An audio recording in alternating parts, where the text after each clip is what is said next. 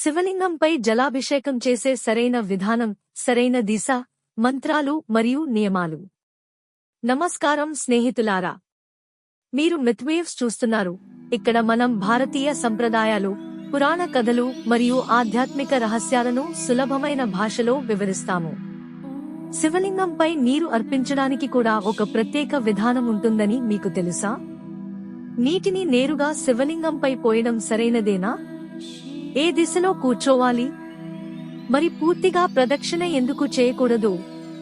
ఈ రోజు ఈ వీడియోలో మనం శాస్త్రీయంగా శివలింగంపై జలాభిషేకం చేసే సరైన విధానాన్ని, మంత్రాలతో సహా తెలుసుకుందాం. తద్వారా మీ పూజ సంపూర్ణ ఫలప్రదంగా మారుతుంది. వీడియోను చివరి వరకు తప్పకుండా చూడండి. అయితే ప్రారంభిద్దాం. శివలింగంపై జలాన్ని అర్పించే పూర్తి మరియు సరైన విధానం. శివలింగంపై జలాభిషేకం చేయడానికి ఉదయం సమయం అత్యుత్తమం. స్నానం చేసి రాగి లేదా పిత్తల పాత్రలో శుద్ధజలం, గంగాజలం కలిపితే ఇంకా ఉత్తమం తీసుకుని ఉత్తర దిశ వైపు ముఖం చేసి నెమ్మదిగా ఓం నమః శివాయ మంత్రాన్ని జపిస్తూ జలాన్ని అర్పించాలి. నీటి ధార ఎప్పుడూ ఆగకూడదు. శివలింగంపై జలాభిషేకం చేసే విస్తృత విధానం. దిశ: దక్షిణ దిశలో కూర్చొని ఉత్తర దిశ వైపు ముఖం చేయడం ఉత్తమం, ఎందుకంటే జలహరి సాధారణంగా ఉత్తర దిశలో ఉంటుంది. పాత్ర: రాగి, పిత్తల లేదా వెండి పాత్రను ఉపయోగించండి. స్టీల్ లేదా ఇనుప పాత్రలను ఉపయోగించవద్దు.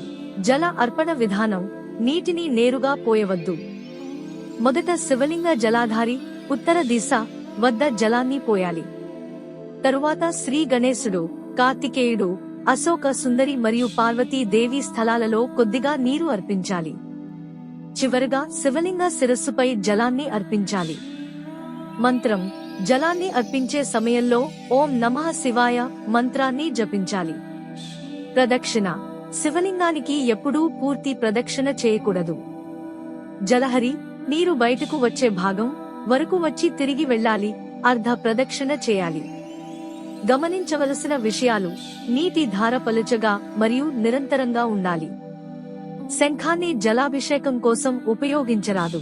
ఉదయం 5 నుంచి 11 గంటల మధ్య జలాభిషేకం చేయడం ఉత్తమం.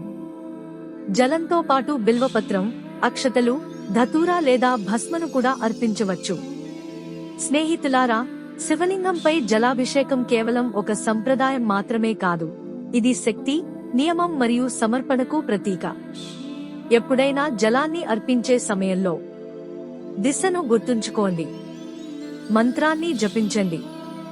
ముఖ్యంగా మనస్సును ప్రశాంతంగా ఉంచండి. గమనించండి, పూజా విధానానికి మించినది భక్తి మరియు భావం. ఈ సమాచారం మీకు ఉపయోగపడితే వీడియోను లైక్ చేయండి, షేర్ చేయండి మరియు మిత్వేవ్స్ ఛానల్ను సబ్స్క్రైబ్ చేయడం మర్చిపోవద్దు. హర హర మహాదేవ.